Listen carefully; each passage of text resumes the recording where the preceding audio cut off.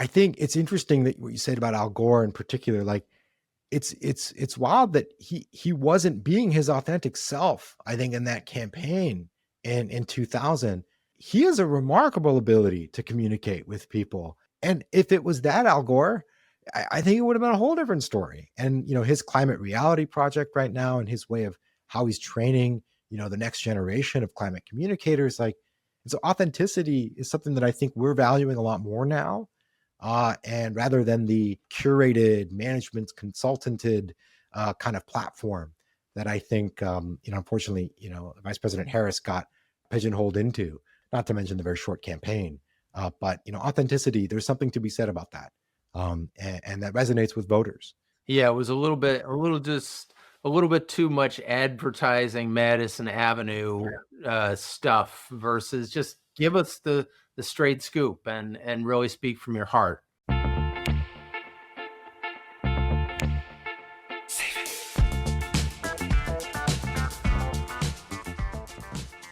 Yeah, and I guess just kind of pivoting to your non-resident fellowship at the Initiative for Sustainable Energy Policy, and tell us a little bit about the work that you're doing there. Yeah, it's a great group that was started by Johanna Serpalainen, and I was actually a visiting faculty member during my sabbatical last spring at Johns Hopkins SAIS, which is in Washington D.C. There I was working on a project, or two projects really, that are centered around some of these issues. One is kind of thinking about what are the strategies to reduce methane emissions among national oil companies? How can we think about, how can we interject politics into that, or rather political science into that? And so I can talk a bit about that project in just a moment. And then the other is thinking about the, corporate climate commitments and how corporations and oil and gas companies in particular are pivoting or not pivoting to decarbonization and decarbonized solutions, and why they should do so, and if there are pressures and how effective those pressures are. So on the methane side, one thing that I did and I'm continuing to do, in addition, in partnership with the Environmental Defense Fund, EDF, is this project that's called Collaborative Levers for Methane Abatement in National Oil Companies. And we go back to the challenge of, like, well, how do we solve this low-hanging fruit problem that's not really low-hanging fruit?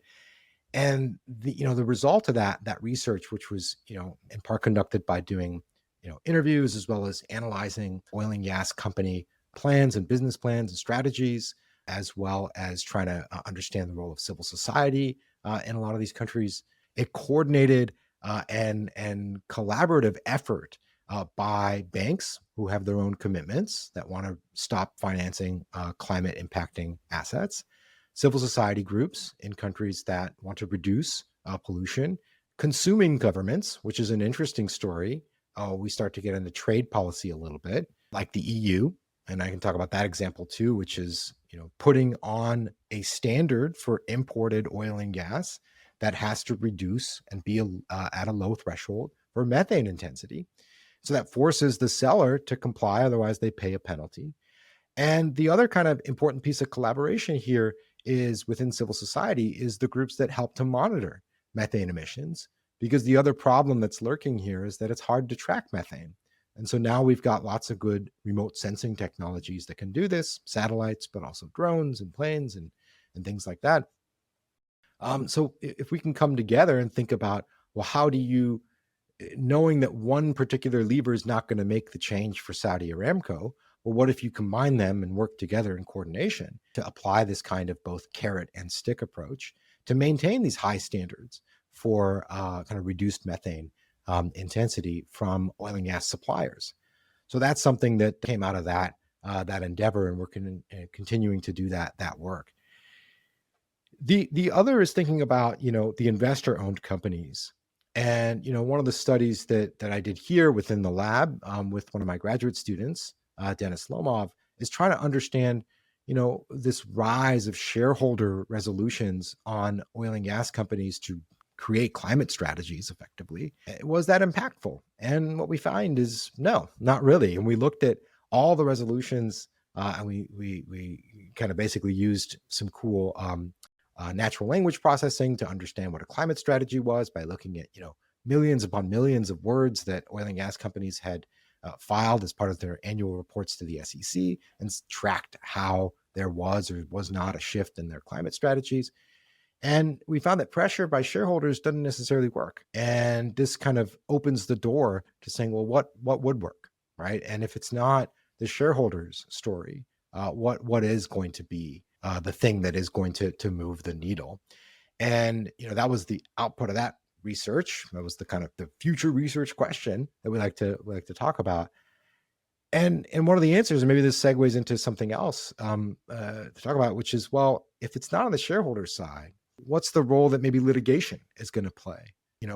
How do we think about responsibility? How do we think about accountability if we're not seeing the kinds of the levers we normally expect to move things be moving things? Well, now you're speaking my language with litigation, so that's my background. So, yeah, I mean, we're currently litigating a case against Exxon and Torrance Refinery, and so it's been a long, long, hard-fought case. Just coming back from the Ninth Circuit after a reversal of a trial court decision. So, I know the challenges there, but I also feel like that is an area to push.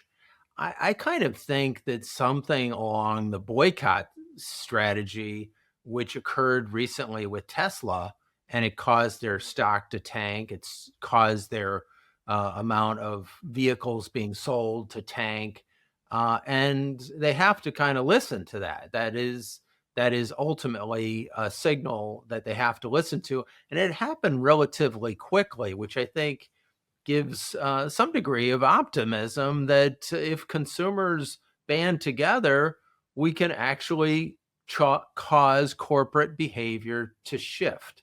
But we have to act in unison.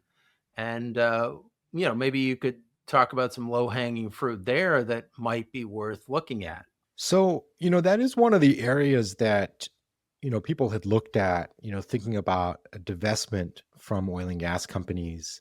And, that is something that many had thought was going to be a lever you could pull to enact change at an oil and gas company.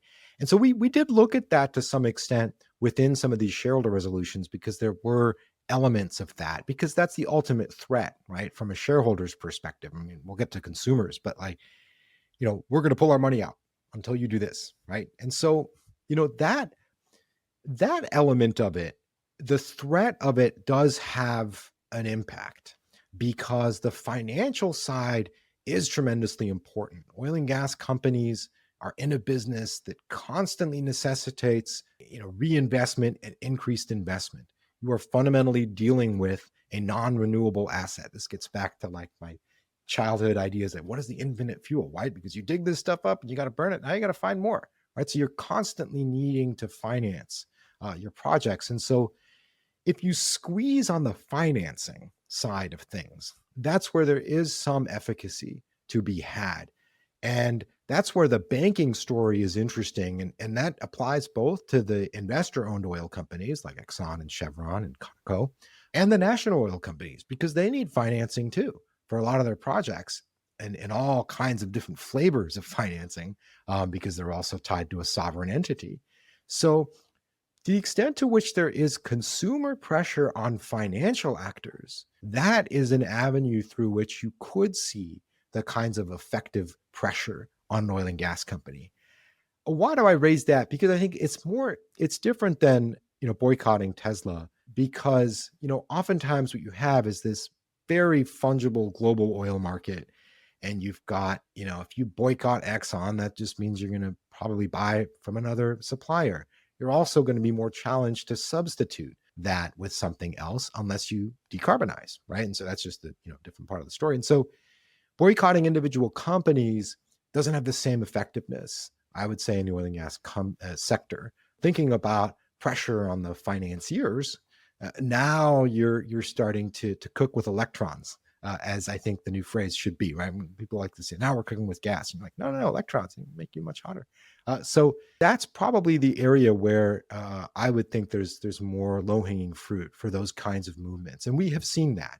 And we have seen a lot of financiers try to stick to that, even though there's a changing landscape to ESG and a changing landscape to what you want to brand as green.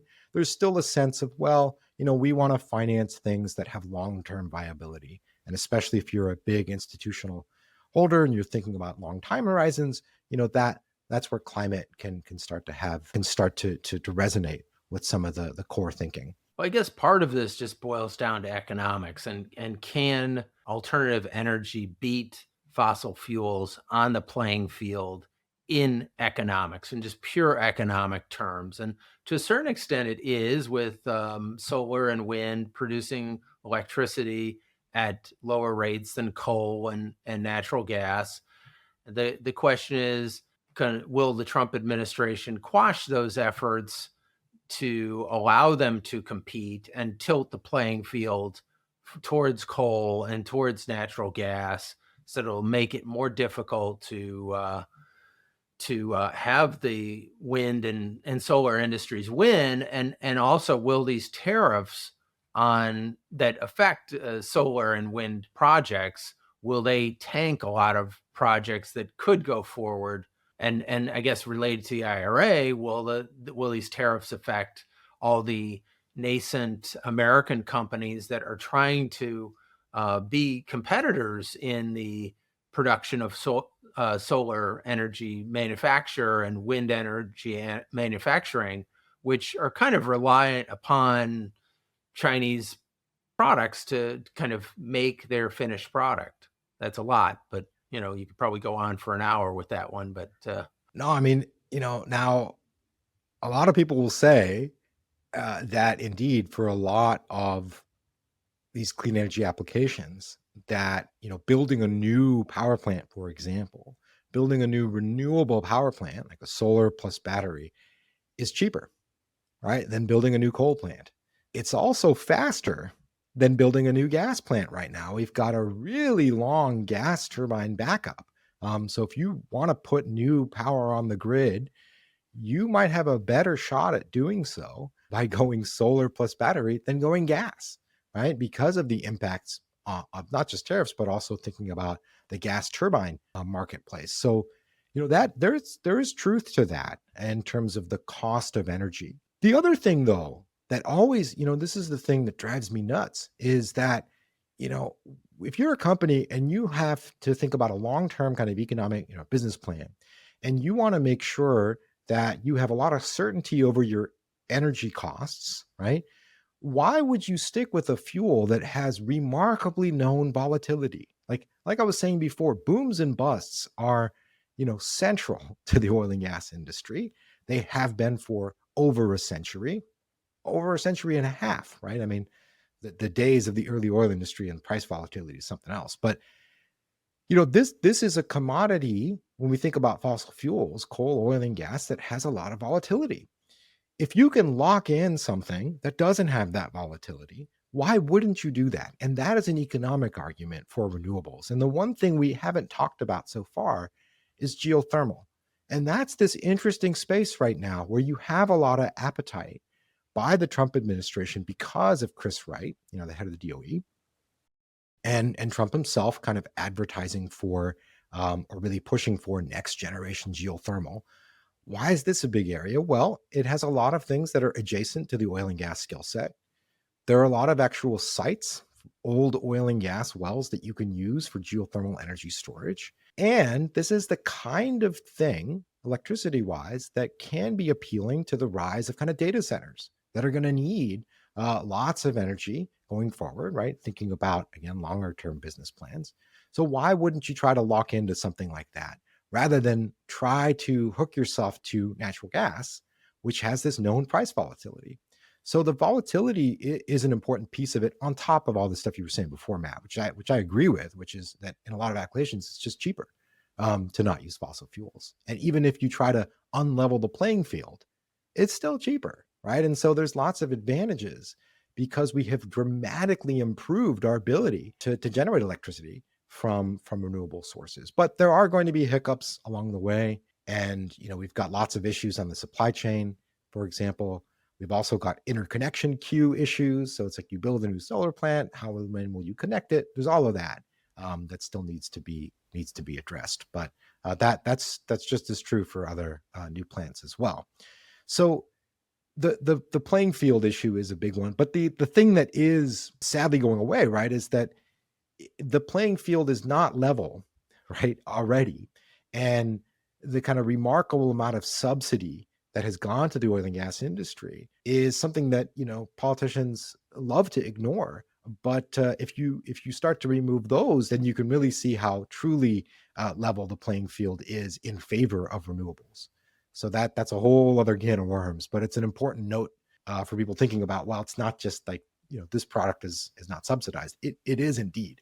And that's a story not just here, but kind of globally. Well, you're seeing some pushback as to ESG policies, and a lot of the big companies are kind of scrubbing that off their websites and to be in alignment with the current administration.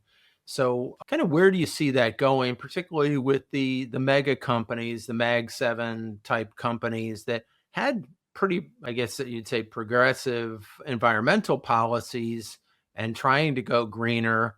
Where do you see that headed? And can corporate America and corporations across the globe clean up their supply chains so they're not using products from dirty industries? It is a thing, right? And it is something that we are seeing with kind of the withdrawal of a lot of companies, from some earlier commitments that had been made because of the backlash to ESG. But a big part of it is just thinking about, well, what are the smart strategies a company can make thinking long term, right? And so part of that story is, again, back to these economics, what are the kinds of things you can do to try to reduce your long term costs? The other is kind of, a lot of companies that are consumer facing, I think, still have a sense of a reputational benefit that comes from cleaning up supply chains. And a lot of companies still do that. It's interesting. We had this climate disclosure rule that the SEC proposed under the Biden administration that got scratched basically by the Trump administration. It's been formally killed, basically pulled back. That would have had companies just disclose their climate impacts so that other companies could know, right? To your point, like, well, what's a dirty part of my supply chain? What's a clean part? That rule had huge amounts of support from all companies across so many different sectors. Obviously, big opposition from oil and gas and coal. And part of it's just, hey, look, I want to clean up my supply chain for lots of my own reasons, to maintain market share, to be, have a good brand reputation, maybe to improve my efficiency, whatever the reason may be. And so you saw still like a corporate appetite for doing so. But now that the regulations being pulled back, you're going to have to see this happening in kind of a one-to-one B2B or business to business kind of conversations, which are happening, which are going to continue to happen. But it gets harder without the coordinated effort that government can provide. So I think you're still going to see that. You still got lots of companies that are committed to doing so. The tariff story is going to make that much more complicated. But in some cases, it might make it easier because lots of things that we might have sourced from abroad may not have adhered to a high standard that we have here. So buying American could help in that respect. But in a lot of cases, it's about, efficiently producing something that if it takes us more energy to produce, well, that's not better for the climate and environment. So it is a mixed bag on that front. But I'm still optimistic on kind of the element of how a lot of corporations can continue to commit to some of these goals that you just have to call them by another name, but there's still an advantage to the bottom line and to a long-term future for their companies. Well, I feel like that's another role that consumers have to play. And as Cesar Chavez said, every dollar that we spend is a vote. So if we are voting with our dollars for cleaner products, then that is a positive. And of course, a dollar not spent on a dirty product is also a vote. So we have that opportunity. I wanted to talk to you a bit about hydrogen and hydrogen drilling, because they've hit some hydrogen finds in various places around the world. That it's a clean source of energy. The oil companies kind of semi-like hydrogen because, like you said, it's a bit of a drilled product. And there are hydrogen hubs being created by the IRA, and a lot of those are in red states. What are you seeing and hearing on the hydrogen front? Hydrogen is a very controversial issue within, especially thinking about, the role of oil and gas companies in the transition.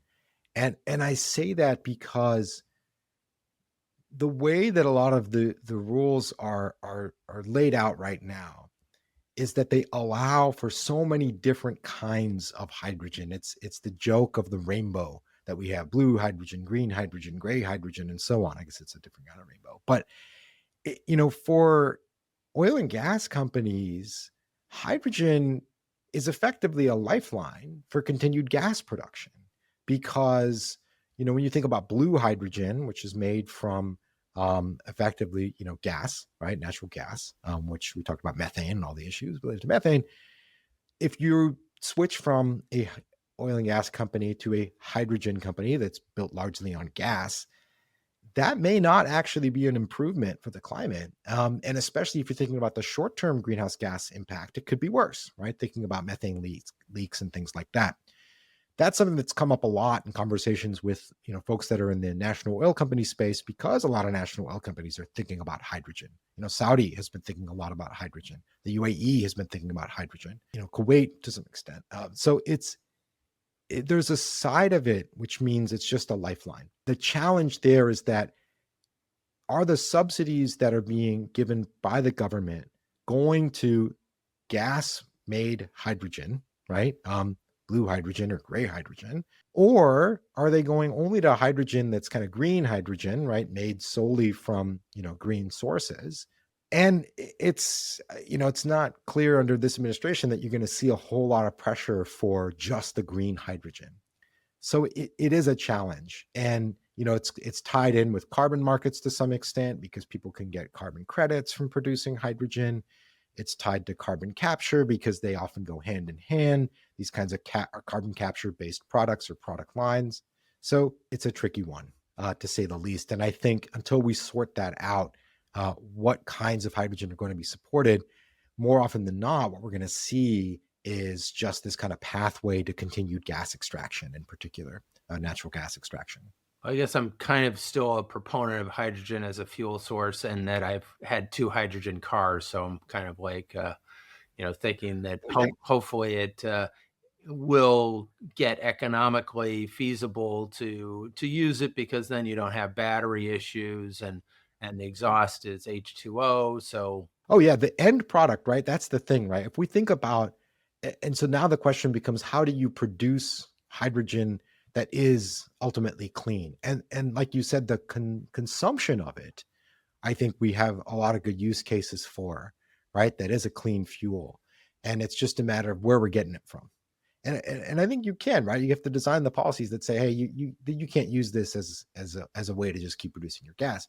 If you're going to sell hydrogen and get the subsidy to make it the most cost effective, you're going to have to produce it in this way, right? And so that I think is the need, right? And that's something, states can certainly try to grapple with, right? We have these laboratories of democracy, in our country of 50 states. So there are states that can try to play with this. And California, I know, has been thinking about updates to, the low carbon fuel standard and other kinds of things that our state can do on this issue, because there have been hydrogen hubs proposed here, right, in our state. And there are lots of, again, positive use cases. It's just a question of how do you make sure the supply chain is nice and clean and going to be climate helpful. let's kind of focus back down to the listener level as to what listeners can do to really make an impact. What are the maybe 3 to 5 things that you would advise, or kind of high impact activities that everyday people can do? I think the first, I mean, this is a great way to think about things. And especially, me as a political scientist, I think the really number one impact for individuals is in the policy process, in the political process, to participate in politics, to vote for the kinds of climate forward parties, candidates at the hyper local level, at the federal level, right? That voting and volunteering for campaigns and all of the different elements of the political participation spectrum are some of the most important things you can do as an individual, because the policy at the end of the day has such a big impact. And so the thinking about shaping the political shaping the policy process via elections, right, is going to be can have a tremendous impact. And that is hard, because if you think about, well, my vote, one vote doesn't matter. And it's like, look, your vote does matter, and your organization of many votes can matter, and you're campaigning for people who may not be voting and may not be registered to vote. That stuff matters a lot. And so that to me is items number one, two, and three. And in fact, I'm borrowing a lot of this from my good friend and colleague here, Leah Stokes, who's written a lot about this, which is that this goes far beyond the individual level changes. Like, yes, it's good to reduce your consumption. It's good to improve your energy efficiency, weatherizing your home, for example, electrification of your home, solar plus battery. All of that's important too, but because of the huge impact that politics has, that can play a much bigger role.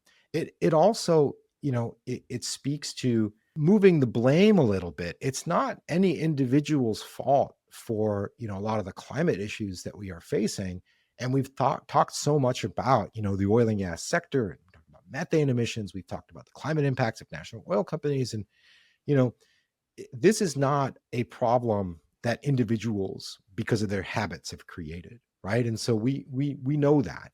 And so how do we push for the kinds of policies and changes that can try to tackle the head of the problem, rather than all each individually trying to undertake what can be sometimes painful, shifts in behavior. But engaging in the political process, that's something that we can be doing, we should be doing, whatever your perspective may be. But getting more engaged can be kind of the big thing. Then the last thing I'll say is, like, again, I'm a teacher, so there's education, and education is a big part of it.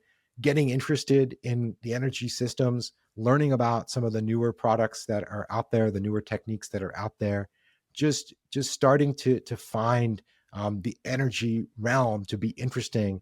I think can be vastly rewarding. It's something that is really cool. Me, as a parent of two little kids, I talk about energy all the time. There's little energy books, and getting kids involved in understanding, the energy system is important. So we understand what's going on.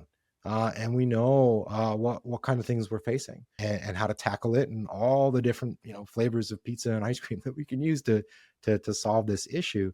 And so education's a big part of the story, and something that anybody can do, right? Try to get involved in something, and learn more about it, and try to get more interested in how we produce and consume energy as humans. And then you can start to, like I was saying at the top of our program, like, you could start to get fascinated by the wonder of how humans have harnessed energy. And it is pretty amazing. And the more you learn about it, I think the more you can get plugged in. Well, I really appreciate it. And before we go, I wanted to ask you one last question about, like, who would you put up on your Mount Rushmore of climate change heroes that have been stars to you? Yeah, I mean, I that's a good question. I mean, there's a personal one. I mentioned my, professor that really got me into this, Graciela Chichelniski. She was so huge in getting me involved in this space, and fought this fight, very early on. So she's a big one for me. My advisor as a PhD student, who really got me thinking more deeply about, the challenges of oil and gas for governance. And so Michael Ross is his name. He's a prof at UCLA. He's certainly up there. And then, I was a college student when Al Gore was starting to really make the strong push towards climate communication. So Al Gore is still somebody that I think of as is up there. And then two others that more recently. One is my colleague, Leah Stokes, who really has done a fantastic job in communicating the climate issues, and Catherine Hayhoe, who has done a phenomenal job in communicating climate science to people. So those five, even though Mount Rushmore has four, there's that's kind of it for me. A lot of it's personal, and some of it's broader in scope. Well, we had Catherine Hayhoe on the program a while back, and it was great to have a chance to chat with her. And yeah, I listened to that episode. Yeah, it was a good one. I had a chance to, shake hands with Al Gore at COP28 in Dubai, and I felt like he gave such a forceful presentation of, on the climate. I felt like, geez, if we had more communication of this type. Certainly, when he ran for president, I think he would have won had he been that sharp on the stump.